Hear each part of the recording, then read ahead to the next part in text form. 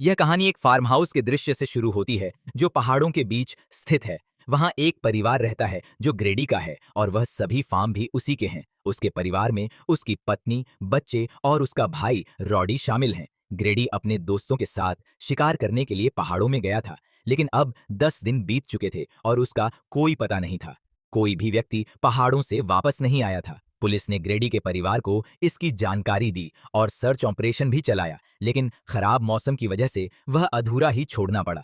ग्रेडी को ढूंढा नहीं जा सका। वैसे भी जिन पहाड़ों में वह गया था वह जगह बदनाम थी। कहा जाता था कि जो भी वहां जाता है वापस नहीं आता। अब ग्रेडी के पीछे उसका परिवार, उसका भाई रॉडी संभाल रहा था।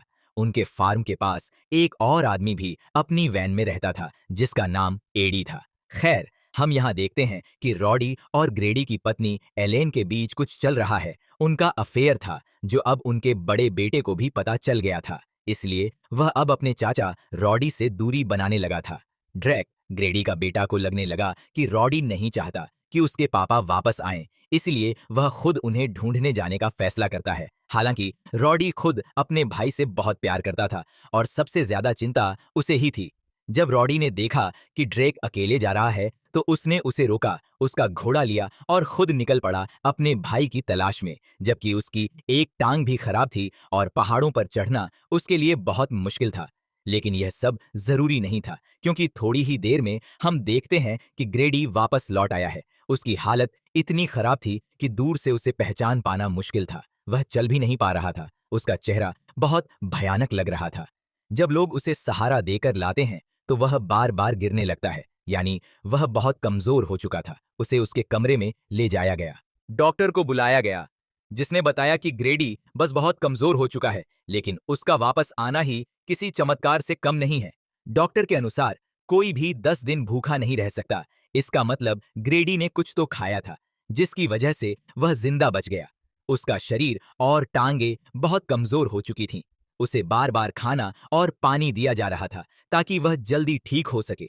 जैसे ही खाने की बात होती है, ग्रेडी अपने बेटे को अजीब नजरों से देखने लगता है। उसका बेटा भी उसके व्यवहार से डरने लगता है। थोड़ी देर बाद हम देखते हैं कि रॉडी और ड्रैक के बीच झगड़ा शुरू हो गया, क्योंकि ड्रैक को लगता है कि अब जब उसके पापा लौट आए हैं तो रॉडी की कोई जरूरत नहीं। गुस्से में वह रॉडी को बहुत कुछ बोल देता है और उसे अपनी माँ से दूर रहने की चेतावनी देता है। इस पर रॉडी कहता है कि तुम अभी सच नहीं जानते, इसीलिए शांत रहो और जाकर अपनी माँ की मदद करो। ड्रैक जब अंदर गया तो उसकी माँ पहले से ही ग्रेडी के लिए खाना बना चुकी थी। ड्रैक खाना लेकर ऊपर गया और रॉडी से कहा कि मुझे ग्रेडी में अपना पिता नहीं दिखता। जब मैं उसकी आंखों में देखता हूं तो ऐसा लगता है जैसे कोई और है। अब ग्रेडी जोर जोर से चीखने लगा। ऊपर जाकर देखा गया कि ड्रैक ने खाना गिरा दिया था। एलेन ने जब पूछा तो ड्रैक ने कहा कि मेरी गलती नहीं है, ग्रेडी ने खुद खाना गिरा दिया। अब वह भूख से तड़प रहा था। जब एलेन उसके पास जाती है तो ग्रेडी उसका शरीर अजीब और डरावने तरीके से चाटता है और कहता है, स्वाद अच्छा है। यानी क्या वह इंसानों का मांस खाने की बात कर रहा था? यह सुनकर एलेन डर जाती है और फिर हमें एक फोटो दिखाई जाती है जिसमें ग्रेडी पहले जैसा सामान्य दिख रहा था। रात हो जाती है, सभी सोने चले जाते हैं। आधी रात को घोड़े के चिल्लाने और डरावनी खर्राटों की आवाज आती है। रॉडी जब बाहर जाता है तो देखता है कि उसके घोड़े पर किसी ने हमला कर दिया है। वह बहुत बुरी तरह घायल था। घोड़े की हालत देखकर लगता है जैसे किसी ने उसे फाड़ दिया हो। चारों तरफ देखने पर कोई जानवर या इंसान नहीं दिखता, लेकिन दूर से हमें दिखाया जाता है कि ग्रेडी घोड़े को अजीब नजरों से देख रहा था और डरावनी मुस्कान दे रहा था। ये सब देखकर एडी भी वहां पहुंचता है। रॉडी को लगता है कि यह किसी जंगली जानवर का काम है, लेकिन एडी को असली बात समझ में आ जाती है। उसे लगता है कि यह सब ग्रेडी का ही किया हुआ है। सुबह होते ही एडी ग्रेडी से मिलने जाता है और अपनी जेब से चाकू निकालता है। वह ग्रेडी को अपनी बचपन की कहानी सुनाता है, जब उसका चाचा भी उन्हीं पहाड़ों से लौटा था। वह भी बहुत कमजोर हो गया था, लेकिन बाद में उसने एडी के पूरे परिवार को मार डाला। पुलिस ने उसे गोली मार दी, वरना वह और लोगों को भी मार देता। एडी कहता है कि मुझे पता है कि तुम्हारे अंदर भी वही शक्ति आ गई है। वह तुम्हें अंदर से खा रही है, तुम्हें खोखला बना रही है। अगर तुम उसे निकाल दो तो ठीक हो सकते हो। इतना सुनते ही ग्रेडी अचानक भूत की तरह सीधा खड़ा हो जाता है और चिल्लाता है, उसने तो सब कुछ कर दिया है। वह मेरे शरीर पर कब्जा कर चुका है। उसने मुझे खोखला बना दिया है। अब एडी उसे मारने की सोचता है, लेकिन ग्रेडी उसकी बात समझ जाता है और कहता है, तुम बूढ़े हो, कमजोर हो और मैं एक अच्छा किसान हूं। अगर तुमने मुझे मारा तो सारी जिंदगी जेल में रहोगे। इतना कहकर वह बिस्तर पर लेट जाता है और एडी वहां से चला जाता है। अब एडी जाकर रॉडी को सब कुछ बताता है कि जो ग्रेडी तुम देख रहे हो वह अब ग्रेडी नहीं है। वह एक राक्षसी आत्मा वेंडिगो है जो पहाड़ों में रहती है और लोगों के शरीर पर कब्जा कर लेती है।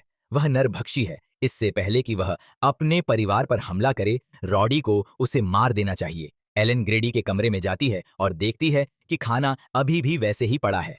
वह खाना उठाकर वापस जाने लगती है, लेकिन तभी ग्रेडी उसे आवाज देता है। कुछ पल के लिए लगता है जैसे असली ग्रेडी वापस आ गया हो। वह बताता है कि कैसे वे पहाड़ों में रास्ता भटक गए, एक गुफा में शरण ली और भूख से तड़प रहे थे। तभी एक आवाज आई, मुझे अंदर आने दो, मैं तुम्हें बचाऊंगा। वह आवाज उस राक्षसी आत्मा की थी। ग्रेडी ने उसे हाँ कहा और वह आत्मा उसके अंदर घुस गई। इसके बाद ग्रेडी ने अपने दोस्त को मारा और उसे खा लिया। अब वह चेतावनी देता है कि वह आत्मा और शिकार चाहती है। एलेन डर जाती है और वहां से भागती है, लेकिन ग्रेडी उसके सामने आ जाता है और उसका गला पकड़ लेता है। तभी पीछे से रॉडी बंदूक लेकर आता है। ग्रेडी गुस्से में आ जाता है और कमरे में तबाही मचाने लगता है। ड्रेक, रॉडी और एलेन अपने बच्चों को लेकर घर छोड़ने की कोशिश करते हैं। तभी एडी आता है। वह ग्रेडी को मारने का इरादा लेकर आया है। वह सबको वैन में बैठने को कहता है, लेकिन ड्रेक नहीं जाता। वह अपने पापा को बचाना चाहता है। एलेन उसे थप्पड़ मारकर समझाती है कि वह अब उसके पापा नहीं है। एडी ऊपर जाता है, लेकिन ग्रेडी उस पर हमला करके उसकी गर्दन तोड़ देता है। अब रॉडी बंदूक लेकर आता है और ग्रेडी को मारने की कोशिश करता है, लेकिन ग्रेडी मासूम बनने की एक्टिंग करता है। जैसे ही रॉडी भावुक होता है, ग्रेडी उस पर हमला कर देता है और मार देता है। ग्रेडी अब एलेन को जबरदस्ती रसोई में ले जाता है और रॉडी की लाश को टेबल पर रखकर कहता है कि अब उसके मांस को पकाकर खाना है। एलेन मना करती है, लेकिन ग्रेडी उसे थप्पड़ मारता है। तभी ड्रेक आ जाता है, लेकिन पकड़े न जाने के लिए वह वही करने लगता है जो ग्रेडी कह रहा था। रॉडी का मांस काटकर सूप बनाता है। जब सूप बनकर तैयार हो जाता है, ग्रेडी खाने लगता है और एलेन से भी खाने को कहता है। तभी ड्रेक की गोली नीचे गिर जाती है और ग्रेडी का ध्यान जाता है। एलेन खाने को राजी हो जाती है और दिखाने के लिए सूप खा लेती है।